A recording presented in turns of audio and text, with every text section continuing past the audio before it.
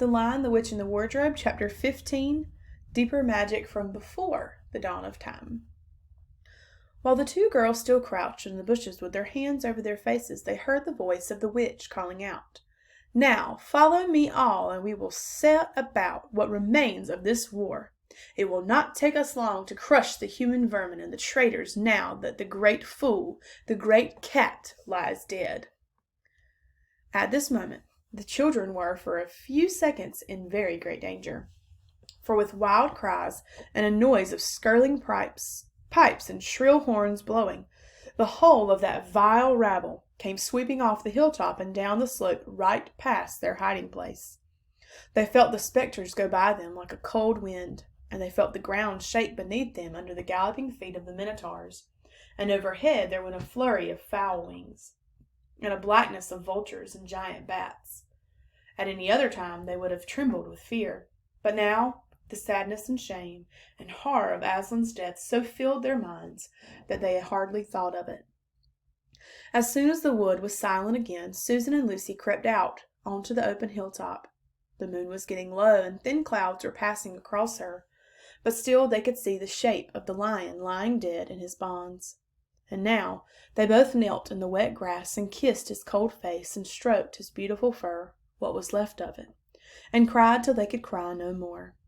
And then they looked at each other and held each other's hands for mere loneliness and cried out, and then again were silent. At last Lucy said, "I can't bear to look at that horrible muzzle. I wonder if we could take it off." So they tried, and after a lot of working at it, for their fingers were cold and it was now the darkest part of the night, they succeeded. And when they saw his face without it, they burst out crying again and kissed it and fondled it and wiped away the blood and the foam as well as they could. And it was all more lonely and hopeless and horrid than I know how to describe. "I wonder could we untie him as well," said Susan presently. But the enemies, out of pure spitefulness, had drawn the cords so tight that the girls could make nothing of the knots. I hope no one who reads this book has been quite as miserable as Susan and Lucy were that night. But if you have been, if you've been up all night and cried till you have no more tears left in you, you will know that there comes in the end a sort of quietness. You feel as if nothing was ever going to happen again. At any rate, that was how it felt for these two. Hours and hours seemed to go by in this dead calm, and they hardly noticed that they were getting colder and colder. But at last Lucy noticed two other things. One was that the sky on the east side of the hill was a little less dark than it had been an hour ago. The other was some tiny movement going on in the grass at her feet. At first she took no interest in this.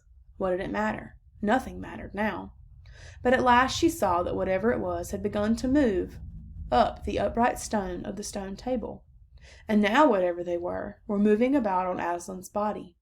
She peered closer. They were little gray things.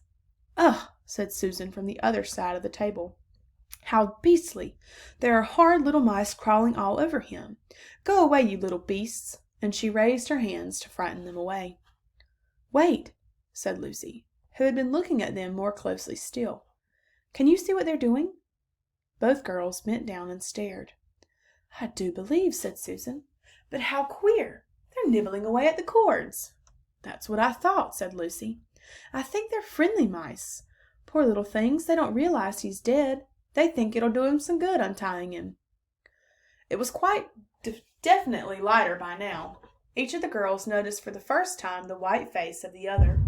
They could see the mice nibbling away, dozens and dozens, even hundreds of little field mice. And at last, one by one, the ropes were all gnawed through. The sky in the east was whitish by now, and the stars were getting fainter, all except one very big, low down on the eastern horizon. They felt colder than they had been all night. The mice crept away again. The girls cleared away the remains of the gnawed ropes. Aslan looked more like himself without them.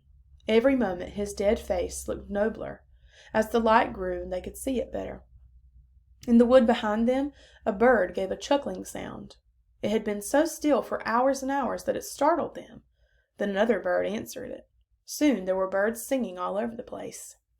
It was quite definitely early morning now, not late night. "I'm so cold." "So am I," said Susan. "Let's walk about a bit." They walked to the eastern edge of the hill and looked down. The one big star had almost disappeared. The country all looked dark gray, but beyond, at the very end of the world, the sea showed pale. The sky began to turn red.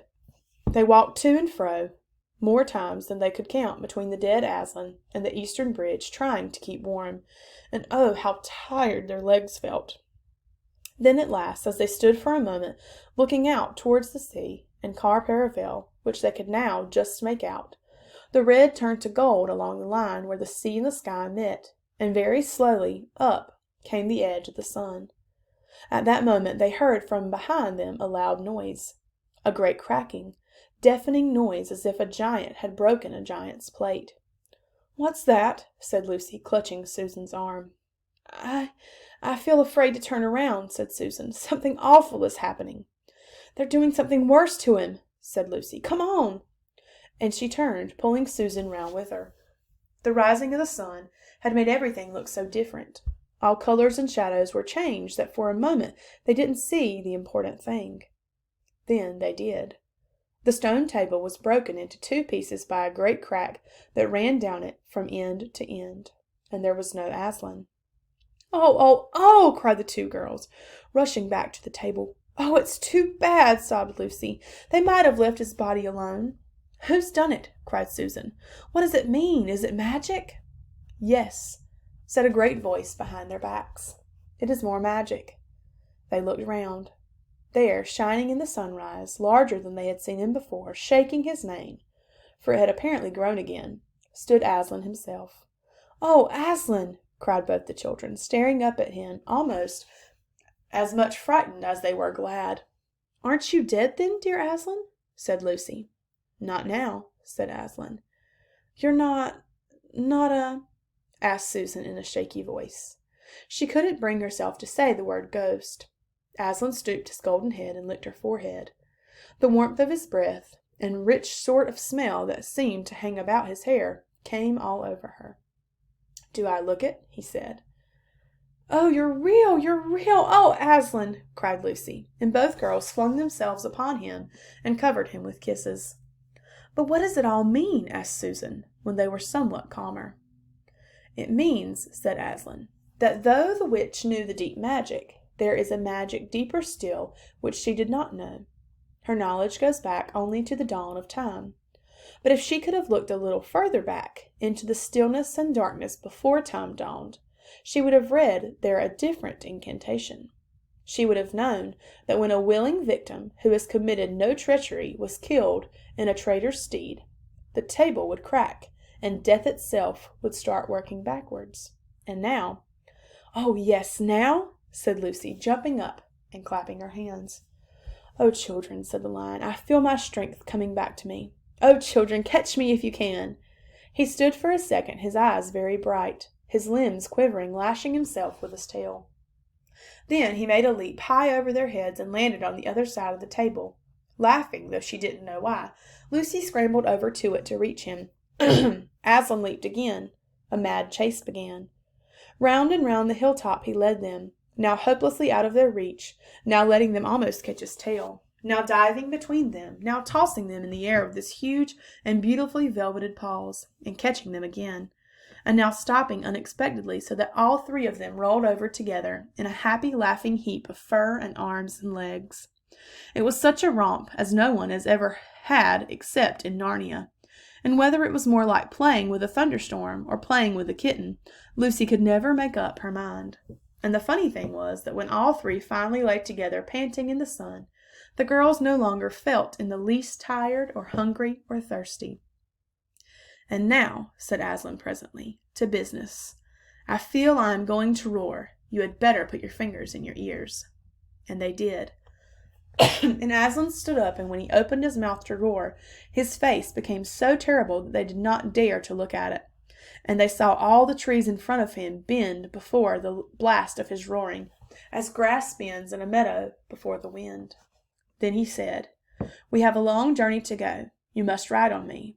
And he crouched down, and the children climbed onto his warm golden back, and Susan sat first, holding on tightly to his mane, and Lucy sat behind, holding on tightly to Susan. And with a great heave he rose underneath them and then shot off, faster than any horse could go, downhill and into the thick of the forest. That ride was perhaps the most wonderful thing that happened to them in Narnia. Have you ever had a gallop on a horse? Think of that, and then take away the heavy noise of the hoofs and the jingle of the bits, and imagine instead the almost noiseless padding of the great paws. Then imagine, instead of the black or gray or chestnut back of the horse, the soft roughness of golden fur, and the mane flying back in the wind. And then imagine you are going about twice as fast as the fastest racehorse. But this is a mount that doesn't need to be guided and never grows tired.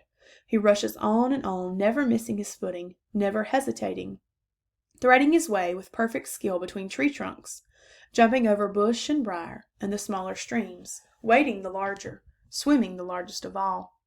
And you are riding not on a road, nor in a park, nor even on the downs, but right across Narnia in spring, down solemn avenues of beech, and across sunny glades of oak, through wild orchards of snow-white cherry trees, past roaring waterfalls and mossy rocks and echoing caverns, up windy slopes alight with gorse bushes, and across the shoulders of heathery mountains, and along giddy ridges, and down, down, down again into wild valleys, and out into acres of blue flowers.